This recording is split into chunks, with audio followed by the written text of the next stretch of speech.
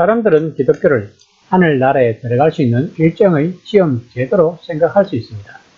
그러니까 하나님이 우리에게 배워야 할 일과 해야 할 일, 그리고 지켜야 할 규칙 등이 들어있는 강의 시간표를 주셨다고 생각하는 것입니다. 그래서 언젠가는 하나님이 오셔서 최종 시험을 치른 다음 누가 통과하고 누가 실패할지 결정하실 것이라고 생각합니다. 특별히 좋은 점수를 받은 사람은 아마도 특별히 좋은 것이 준비되어 있을 것이고, 나쁜 점수를 받은 사람은 나쁜 것을 받을 것이라고 생각합니다. 오늘 본문 또한 그런 생각에 합당한 내용 같습니다.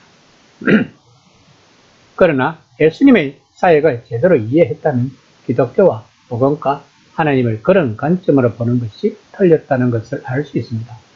예수님은 자신이 의인이 아니라 죄인을 부르러 왔다고 하셨습니다. 예수님은 잃어버린 자를 구원하러 왔다고 하셨습니다. 예수님은 서기관과 바리새인들에게 당시 유대교의 시험에는 무조건 떨어졌을 세리와 장녀들이 그들보다 앞서서 하늘나라에 들어갈 거라고 말씀하셨습니다. 그리고 유대인의 지도자들을 자칭하는 사람들에게 그들이 지키려는 모든 규칙의 관점에서 세상을 보는 것이 얼마나 위험한지에 대하여 23장 전체를 할애했습니다. 그렇다면 오늘 본문의 이 유명한 비유는 무엇을 의미하는 것일까? 25장 14에서 15절입니다. 또 어떤 사람이 타국에 갈 때 그 종들을 불러 자기 소유를 맡긴 것 같더니 각각 그 재능대로 한 사람에게는 금 5달란트를, 한 사람에게는 2달란트를, 한 사람에게는 1달란트를 주고 떠났더니, 본문은 예수님 없이 지내야 할 긴 시간이 대비해서 예수님이 제자들을 준비시키는 본문으로 이해할 수 있습니다. 예수님이 돌아오시면 그들은 어떻게 일했는지에 따라서 심판을 받을 것이라고 해석할 수 있습니다. 하지만 이런 식의 해석은 기독교를 시험 제도로 보게 만들기 쉽다는 것입니다. 하지만 주인이 종들에게 일을 맡기고 떠났다 다시 돌아오는 이야기는 당시 유대교적 맥락에서 분명 하나님과 이스라엘의 이야기로 이해되었을 것입니다. 마태복음을 읽는 첫 독자들은 유대인이라는 사실을 명심해야 합니다. 그러므로 그 첫 독자의 눈높이로 본문을 이해해야 한다는 것입니다. 또한 이 본문은 예수님이 서기관과 바리새인을 비판하시는 23장과 밀접한 연관이 있다고 신학자들은 설명합니다. 그들은 주인의 돈을 숨긴 악한 종이라고 말할 수 있습니다. 달란트는 노동자들이 15년 동안 일해야 모을 수 있는 큰 액수의 돈이라고 합니다. 오늘날 우리가 개인이 가진 재능이나 기술을 뜻하는 말로 탤런트는 바로 이 비유에서 생긴 말이라고 합니다.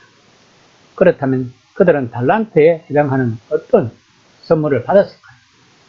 서기관과 바리새인들은 모세의 율법을 받았습니다. 그리고 하나님이 그들 가운데 계심을 상징하는 성전을 받았습니다. 그들은 하나님이 이스라엘뿐만 아니라 이스라엘을 통해 온 세상에 복 주시겠다는 놀라운 약속을 받았습니다. 그런데 그들은 그 약속을 땅에 묻었던 것입니다. 이 세상의 빛이 되라는 명령을 자신들을 위해 빛을 간직하라는 격려의 말로 바뀌었던 것입니다. 그들은 쓸모없는 종이었습니다. 이제 그들의 주인이 드디어 돌아오셔서 정산하실 것입니다. 예루살렘과 성전이 파괴될 것라는 위협의 말은 하나님의 뜻을 행하지 않는 종에 대한 주인의 처벌로 보아야 합니다.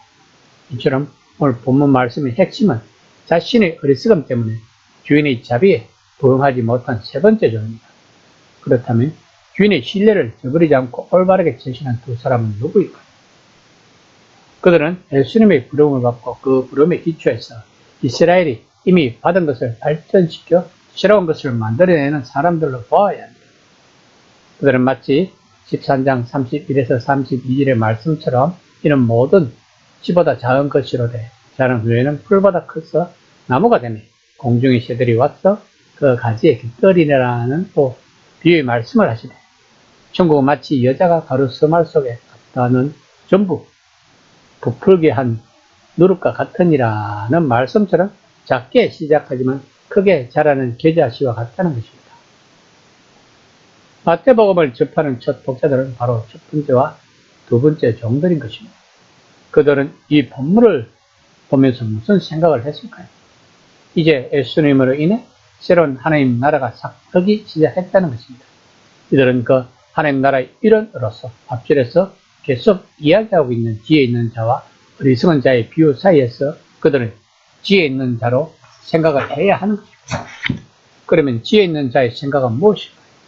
하나님의 뜻을 잘 알고 이해해야 하는 것입니다. 그러므로 우리는 최종 시험의 의미를 더 큰 맥락에 놓고 보아야 하는 것입니다. 즉 어디서나 흘러 넘치는 하나님의 은혜와 사랑에 비추어 그것을 보아야 한다는 것입니다. 하나님은 정말로 사람들이 주어진 선물을 지혜롭게 사용하기 바라실 것입니다. 하나님은 정말로 자신이 선택하신 백성 가운데 누가 하나님이 부어주신 복을 유익하게 잘 사용했는지 알아보시기 위해 임마누엘에 일하는 한 사람으로 메시아 예수로 오셨다는 것입니다. 이렇게 이해를 하면 하나님이 예수님을 통해 그리스도인들이 현재의 삶에서 하는 모든 일을 지켜보신다는 것을 이해할 수 있을 것입니다. 이 시간 나는 하나님 나라의 백성답게 지혜로운 삶을 살고 있는지 한번 점검해보는 시간이 되었으면 합니다.